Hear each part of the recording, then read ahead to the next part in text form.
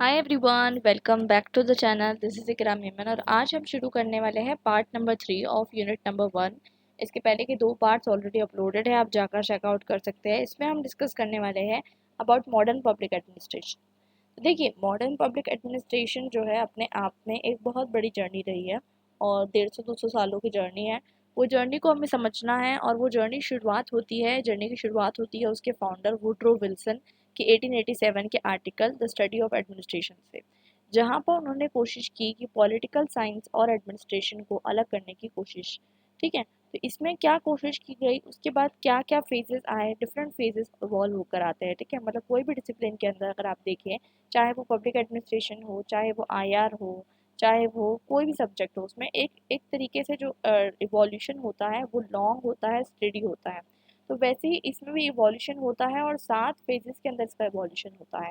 वो 7 फेजेस क्या है उसके बारे में हमें समझना है। उसके बाद हम समझेंगे हर एक स्टेज के अंदर बहुत सारे फैक्टर्स रिस्पॉन्सिबल है। ऐसा नहीं है कि हमने आज सोचा चलो 10-15 साल तक ये अप्रोच पढ़ेंगे, फिर 10-15 साल वो अप्रोच पढ़ेंगे।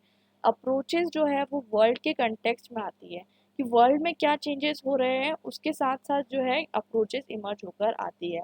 अभी हम आगे पढ़ते जाएंगे तो आपको क्लियर होते जाएगा।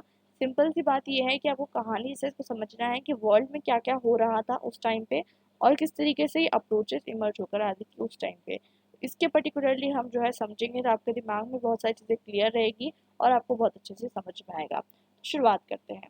सबसे पहले शुरुआत करते हैं विल्सनियन अप्रोच से, यानी कि वुड्रो विल्सन द्वारा दी गई अप्रोच से। तो देखिए, विल्सनियन अप्रोच जो है उसके कारण जो है वुड्रो विल्सन को फाउंडर भी माना जाता है ऑफ पब्लिक एडमिनिस्ट्रेशन, या फिर आप फादर भी कह सकते हैं, लेकिन ये मॉडर्न पब्लिक एडमिनिस्ट्रेशन रहेगा, इसके फाउंडर है। इसके पहले मैंने आपको बताया थ्योरेटिकल एस्पेक्ट में नहीं लेकिन प्रैक्टिकल एस्पेक्ट में पब्लिक एडमिनिस्ट्रेशन बहुत टाइम से चला आ रहा था। अब उन्होंने क्या कोशिश की, उन्होंने ये कोशिश की कि उन्होंने दो अलग अलग फील्ड ऑफ स्टडीज़ को बनाया। ठीक है, उन्होंने जो है डाइकोटोमी क्रिएट करने की कोशिश की। डाइकोटोमी क्रिएट करने की कोशिश की मतलब उन्होंने पॉलिटिक्स को अलग बताया और एडमिनिस्ट्रेशन को अलग बताया। देखिए, आपको बहुत अच्छे से पता है, बचपन से आप पढ़ रहे हैं। अभी अगर हम प्रेजेंट कंटेक्स्ट में देखें तो दो तरीके के 3 तरीके से हम डिवाइड करते हैं, legislature, executive and judiciary, government के आर्म सम से कहते हैं। ठीक है, तो उन्होंने उस टाइम पे यही बताया, साथ में उनके फ्रैंक भी थे। ठीक है, वो भी जो है डाइकोटोमी अप्रोच को सपोर्ट करते थे। उन्होंने क्या बताया कि लेजिस्लेचर यानी पॉलिटिक्स होता है, इसका काम क्या होता है, इसका काम होता है पॉलिसी मेकिंग। ठीक है, और जो पब्लिक एडमिनिस्ट्रेशन होता है ना वो एग्जीक्यूटिव होता है, क्योंकि उसका काम क्या होता है, एग्जीक्यूट करना, इम्प्लीमेंट करना पॉलिसीज का। दोनों के काम अलग है, इसलिए दोनों को जो है डाइकोटोमी दोनों के बीच में क्रिएट की गई कि दोनों जो है अलग अलग चीज़ें हैं। तो ये फर्स्ट अप्रोच थी जब हाँ पॉलिटिक्स को जो है पब्लिक एडमिनिस्ट्रेशन से सेपरेट किया गया। और यही कारण है कि डिफरेंट टाइम्स में डिफरेंट पब्लिक एडमिनिस्ट्रेशन का जो है इवोल्यूशन होता है। अब यहाँ पर हम समझते हैं कि सबसे इम्पोर्टेंट चीज़ कि यहाँ पर ये देखा गया कि एग्जीक्यूटिव ब्रांच के अंदर क्या आएगा, ब्यूरोक्रेसी आएगी। आज के टाइम पे भी एग्जीक्यूटिव ब्रांच में ब्यूरोक्रेसी आती है, लेकिन आप देखेंगे लेजिस्लेचर और एग्जीक्यूटिव के बीच में एक ओवरलैपिंग एरिया होता है। मतलब ऐसा नहीं है कि दोनों बिल्कुल आइसोलेटेडली काम कर रहे हैं। जैसे कि अगर एक कलेक्टर को ज़रूरत पड़े तो वो अपने पर्टिकुलर डिस्ट्रिक्ट के अंदर जो है रूल्स एंड रेगुलेशंस फॉर्म करता है ताकि प्रॉपरली काम हो सके। वैसे ही अगर आप देखें तो जो लॉ मेकिंग बॉडी होती है वो भी कभी कभी जो है एग्जीक्यूटिव के काम में जो है इंटरफेयर करती है। तो दोनों आपसी में जो है बहुत ज़्यादा क्लोजली रिलेटेड है, ये आज का कॉन्टेक्स्ट है। उस टाइम पे विल्सन ने बताया कि दोनों के बीच में क्या है, एक डाइकोटोमी है। और यही जो है डाइकोटोमी क्या कहलाई, पॉलिटिक्स एंड पब्लिक एडमिनिस्ट्रेशन के बीच की जो है डाइकोटोमी कहलाई। अब हम समझते हैं कि इसके बाद क्या हुआ। इसके बाद ये कोशिश की गई, क्योंकि जब पॉलिटिक्स और पब्लिक एडमिनिस्ट्रेशन अलग हो गया है तो अब ये कोशिश की गई कि एडमिनिस्ट्रेशन को जो है क्या किया जाए, एडमिनिस्ट्रेशन को साइंटिफिक तरीके से पढ़ा जाए और एक साइंस ऑफ एडमिनिस्ट्रेशन को जो है क्रिएट किया जाए। इसकी जो है कोशिश शुरुआत हुई। तो यही चीज़ हम समझेंगे कि इस तरीके से जो है ये पब्लिक एडमिनिस्ट्रेशन का जो साइंस ऑफ एडमिनिस्ट्रेशन है उसकी किस तरीके से ग्रोथ हुई। तो अब पहला अप्रोच इसके अंदर इमर्ज होकर आता है। देखिए, अप्रोचेस क्या होते हैं, पैराडाइम्स क्या होते हैं, इन सब के बारे में हम डिटेल में नहीं समझेंगे, मैं आपको शॉर्ट में बताती हूँ। पैराडाइम्स मतलब किसी भी चीज़ को देखने का तरीका। देखिए, ओवर द टाइम कोई भी डिसिप्लिन को देखने का तरीका चेंज हो जाता है। ठीक है, जैसे कि साइंस का जब इमर्जेंस हो रहा था, ये एक ऐसा टाइम है जब 18-19 सेंचुरी के अंदर साइंस का बहुत ज़्यादा इमर्जेंस हो रहा था। ठीक है, और बहुत सारे प्रोमिनेंट साइंटिस्ट आ रहे थे। ठीक है, और इसके साथ जो है कहीं ना कहीं हर चीज़ को साइंटिफिक तरीके से देखने की कोशिश की जा रही थी, ये आपको पता होना चाहिए। तो ये साइंटिफिक रिवॉल्यूशन का टाइम पीरियड था। तो हर एक डिसिप्लिन को अलग अलग तरीके से देखा जा रहा था। जैसे पॉलिटिकल साइंस में भी जो है बात की जा रही थी कि सिर्फ फैक्ट्स को जो है ज़्यादातर आपको एम्फोसाइज देना चाहिए, ना कि नॉर्मेटिव वैल्यूज़ को। ये जो नॉर्मेटिव वैल्यूज़ और जो एम्पिरिकल अप्रोच के बीच का जो डिबेट है, ये आपने सेमेस्टर 1 में ऑलरेडी पढ़ चुके हैं। आपको जो है मैं उस डिबेट पे नहीं जाऊंगी लेकर, लेकिन अभी आपको इतना मैं रिमाइंड करवा दूं कि इस टाइम पर आप देखेंगे कि नॉर्मेटिविटी और एम्पिरिसिज्म दोनों के बीच में भी जो है कंपटीशन चल रहा था। और इस टाइम पे नॉर्मेटिविटी को जो है पीछे छोड़ दिया गया था और एम्पिरिसिज्म के पीछे सब लोग भाग रहे थे। तो एम्पिरिसिज्म मतलब क्या है? एम्पिरिसिज्म मतलब ये है कि साइंटिफिक अप्रोच से किसी भी चीज़ को आपको देखना है, ना कि वैल्यूज़ को। तो मतलब हर एक चीज़ को आपको वैल्यू फ्री बनाना है, और ये वैल्यू फ्री बनाने के लिए ही जो है आज के टाइम पे हम देखेंगे, वैल्यू फ्री बनाने के लिए यानी कि आपको जो है साइंस ऑफ मैनेजमेंट जो है लाना है। और इसलिए जो है कहीं न कहीं आपको देखने को मिलता है कि हर चीज़ जो रहेगी क्या रहेगी, साइंटिफिक तरीके से रहेगी। तो ये जो है उस टाइम पर अप्रोच निकल कर आती है। और इसमें क्या होता है कि इसमें पब्लिक और प्राइवेट को दोनों को डिस्टिंग्विश नहीं किया जाता, चाहे पब्लिक में एडमिनिस्ट्रेशन हो या प्राइवेट में हो। देखिए प्राइवेट फर्म्स होती है, कंपनीज होती है, वहाँ पर भी एडमिनिस्ट्रेशन रिक्वायर्ड होता है अलग अलग डिपार्टमेंट में। तो बेसिकली यहाँ पर ये देखा जा रहा था कि एडमिनिस्ट्रेशन जो है वो एडमिनिस्ट्रेशन होता है, और वो हर जगह एप्लीकेबल होगा, चाहे वो पब्लिक हो या प्राइवेट रियाम हो। तो यहाँ पर जो है पब्लिक प्राइवेट की डायकोटॉमी क्रिएट नहीं हुई थी, ठीक है, आगे चलकर क्रिएट होगी, मैं आपको बताऊंगी। तो बेसिकली बिजनेस स्कूल भी जो है यही पढ़ा रही थी, मैनेजमेंट। और आज के टाइम पे तो देखिए, आज के टाइम पे अगर आपको मैनेजमेंट पढ़ना है, आज आज के टाइम पे आप जो मैनेजमेंट स्टडी करते हो, ठीक है, तो आप जो है बीएमएस करते हो, बैचलर ऑफ मैनेजमेंट स्टडीज करते हो, ठीक है, जो बिजनेस स्कूल से रिलेटेड होता है, कॉमर्स की फील्ड है। आज के टाइम पे आप पब्लिक एडमिनिस्ट्रेशन में बी ऑनर्स कर सकते हो, तो वो अलग फील्ड है। लेकिन उस टाइम पे दोनों चीज़ों को साथ में पढ़ाया जा रहा था कि एडमिनिस्ट्रेशन एडमिनिस्ट्रेशन और साथ साथ बिजनेस स्कूल जो है साथ में चल रही थी। तो ये जो है क्लासिकल अप्रोच का जो है बेसिकली, ये उस क्लासिकल अप्रोच जो है इस पे फोकस कर रही थी कि साइंस पे फोकस कर रही थी, और कह रही थी साइंस तो यूनिवर्सली एप्लीकेबल है, तो बेसिकली ये हर जगह जो है एप्लीकेबल रहेगी। इसके बाद इसको चैलेंज करते हैं के बाद आती है human relation approach. Human relation approach क्या होती है? तो ह्यूमन रिलेशन अप्रोच जो है वो इमर्ज होकर आती है, और ये साइंटिफिक मैनेजमेंट को जो है कहीं ना कहीं चैलेंज करती है। तो जैसे कि ये एक ऐसा टाइम पीरियड था, अभी हम आगे समझेंगे तो आपको और समझ में आएगा, जब हम टेलर का कॉन्सेप्ट पढ़ेंगे, साइंटिफिक मैनेजमेंट अप्रोच पढ़ेंगे। तो उसके बाद ये होता है कि हर चीज़ बिल्कुल साइंस के फॉर्म में बताई जा रही थी, कि ताकि एफिशिएंसी इंक्रीज हो, इतने इतने घंटे काम करना है, ये करना है, वो करना है। ह्यूमन रिलेशन अप्रोच में थोड़ा कुछ अलग बताया गया। उन्होंने कहा कि कहीं ना कहीं एक एक्सपेरिमेंट किया गया, उसके बाद ये बताया गया कि नहीं, ऐसा नहीं होता है कि आप लोगों से ज़्यादा काम करवाना है तो उनके वर्किंग आवर्स बढ़ा दो, ये तरीका नहीं है। बल्कि अगर लोगों से अच्छे से काम करवाना है तो लोगों के बीच में कोऑपरेशन बढ़ाना होगा। एक मैनेजमेंट के अंदर जो है, एक ऑर्गेनाइजेशन के अंदर आपको कहीं न कहीं इस तरीके की सेटिंग करनी होगी, और इसी को हम ह्यूमन रिलेशन अप्रोच कहते हैं। तो मतलब हर जगह पर जो है आपको लोगों का भी ध्यान देना है। ये नहीं कि आपने सिर्फ़ और सिर्फ़ जो है साइंस ऑफ एडमिनिस्ट्रेशन पे फ़ोकस कर रहे हैं कि 9 बजे समझ लीजिए काम पे जाना है, 5 बजे आना है, और बीच में आपको कोई है ना 1 घंटे का ब्रेक मिलेगा, जो करना है कर लीजिएगा, उसके अलावा कुछ नहीं। तो मतलब बेसिकली ये जो है साइंटिफिक अप्रोच है, ठीक है। और ह्यूमन रिलेशन अप्रोच क्या है? ह्यूमन रिलेशन अप्रोच जो है फोकस करती है about human relation, as the name suggest, वो बताती है कि इंसान के बीच में कोऑपरेशन ज़्यादा इंपॉर्टेंट है, और यही चीज़ उन्होंने एक्सपेरिमेंट के थ्रू प्रूव भी की, ठीक है। और इसी के साथ उन्होंने साइकोलॉजी को भी मिलाया। तो बेसिकली ऑफकोर्स ही बात है, अगर आपको एक जगह पे खुशी मिलेगी काम करने में, ठीक है, आप वहाँ अच्छे से काम करोगे, तो बेसिकली इसलिए उन्होंने साइकोलॉजी को भी साथ में लेकर आया। साइकोलॉजी को साथ में लेकर आते उन्होंने बताया कि अगर एक इंसान को जहाँ खुशी मिलती है, ठीक है, तो वहाँ पर जो है क्या कहते हैं, आउटपुट भी इंक्रीज होगा। और बेसिकली उनको जो है, जैसे आज के टाइम पे पब्लिक एडमिनिस्ट्रेटर सर्वेंट्स को जो है क्या मिलती है, कार्स मिलती है, बंगलो मिलते हैं, कुक्स मिलते हैं, ताकि वो लोग जो है ब्राइब ना ले, ताकि वो जनता के लिए काम करे, ताकि उनको समझ में आए कि उनको एक रिस्पॉन्सिबिलिटी दी गई है। तो ये सब चीज़ें उसका ही पार्ट है, और उनकी जो है इनफॉर्मल वैल्यू बढ़ती है, उनका सेल्फ स्टीम बढ़ता है, ठीक है। तो इस तरीके की चीज़ें जो है ह्यूमन रिलेशन अप्रोच में जो है बताई गई। तो मतलब लोगों को कहीं न कहीं जो है उत्साहित करना है काम करने के लिए, लालच देना है, उन्हें जो है अच्छी-अच्छी चीज़ें बतानी है, ये सब चीज़ें जो है ह्यूमन रिलेशन अप्रोच का पार्ट है। जिसमें अब्राहम डॉगलस रेंसिस और एग्रेसिस क्राइस दोनों बहुत इंपॉर्टेंट होते हैं, और दोनों बहुत इंपॉर्टेंट प्रोपोगेटर्स हैं, लेकिन इसका भी क्रिटिसिज्म आया। देखिए हर एक अप्रोच का क्रिटिसिज्म आएगा। तो ह्यूमन रिलेशन अप्रोच को ये क्रिटिसाइज़ किया गया कि ये डिसेप्टिव अप्रोच है, मतलब कहीं न कहीं इंसानों को मैनिपुलेट किया जा रहा है, मतलब आपको उनसे काम निकलवाना है, जैसे कि बोलते हैं ना, किसी को काम निकलवाना है तो उसको मक्खन लगा दो थोड़ा सा, उस टाइप की अप्रोच है ये। तो बेसिकली उसको जो है कहीं ना कहीं ये अप्रोच को इसलिए क्रिटिसाइज किया गया बिकॉज ये कहीं ना कहीं जो है लोगों को मैनिपुलेट करके जो है उनसे काम करवाने की कोशिश करती है। फिर उसके बाद आई साइमन की, हर्बर्ट साइमन की जो है बिहेवियरल अप्रोच जो है वो उभर कर आती है।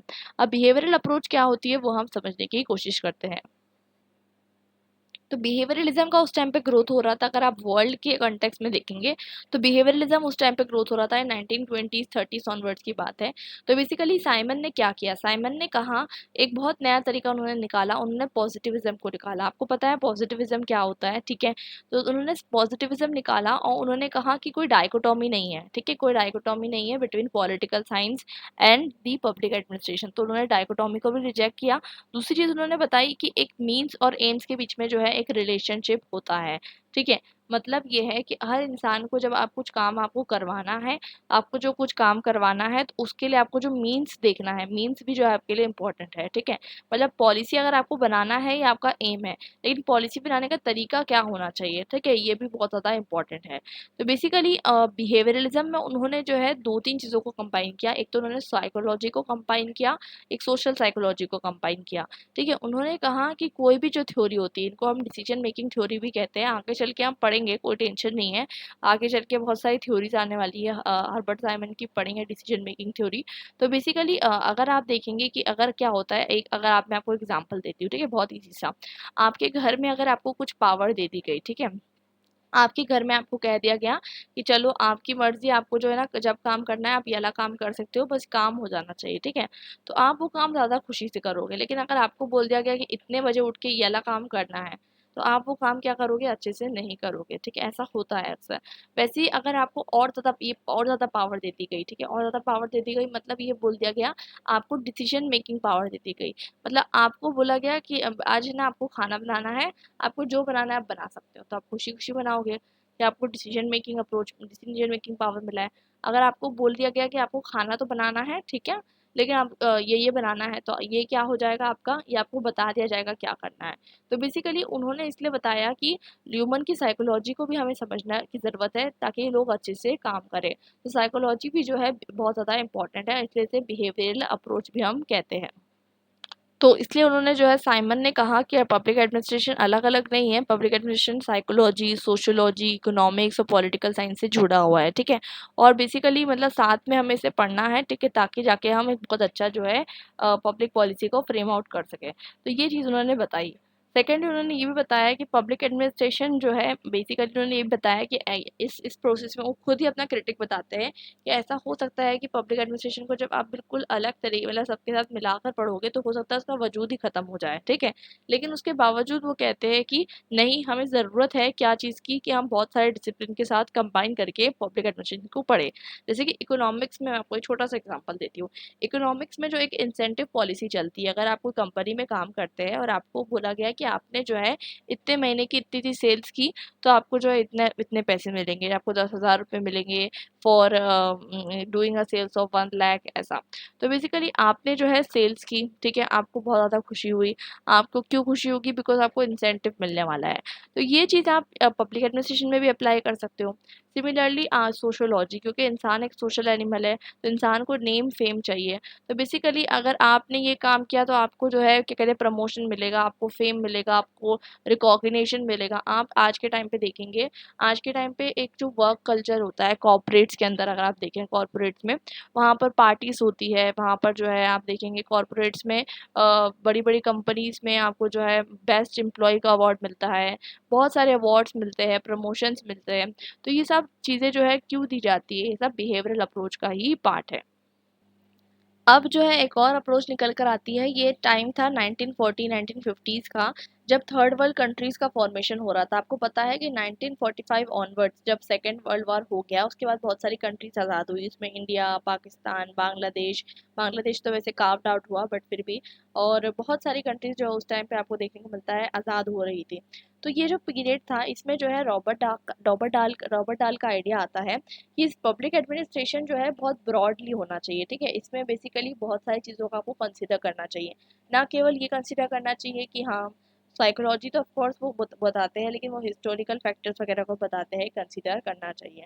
तो बेसिकली यहाँ पर कहने का मतलब ये है कि वो ये बताने की कोशिश करते हैं कि हो सकता है इंडिया में एक अप्रोच हो, ठीक है, इंडिया में एक तरीके का पब्लिक एडमिनिस्ट्रेशन हो, वो चीज़ जो है यूके में ना फॉलो हो, क्योंकि यूके जो है एक टाइम पे कॉलोनियल पावर रह चुका है, और जो इंडिया है वो क्या रह चुका है, India is not a colonial power. India क्या है, कॉलोनियल पावर नहीं, बल्कि वो इंडिया तो एक कॉलोनी रह चुका है। तो हो सकता है कि अलग अलग कंट्रीज़ में अलग अलग तरीके का पब्लिक एडमिनिस्ट्रेशन जो है वर्कआउट करें। ये किसका पॉइंट ऑफ व्यू है, ये रॉबर्ट डाल का पॉइंट ऑफ व्यू है। तो बेसिकली ये जो है बताते हैं एडमिनिस्ट्रेटिव बिहेवियर को किस तरीके से आपको देखना है, डेवलपमेंटल के कंटेक्स्ट में देखना है। देखिए, ये बात समझिए कि हम ये सब चीज़ें ब्रीफ में पढ़ रहे हैं। जब हमारा सेकंड यूनिट स्टार्ट होगा, उसमें हम हर चीज़ डिटेल में पढ़ने वाले हैं। मैं आपको एक बार दिखा दूँ। सेकंड जो चैप्टर हमारा होने वाला है, उसमें हम डिटेल में हर चीज़ पढ़ेंगे।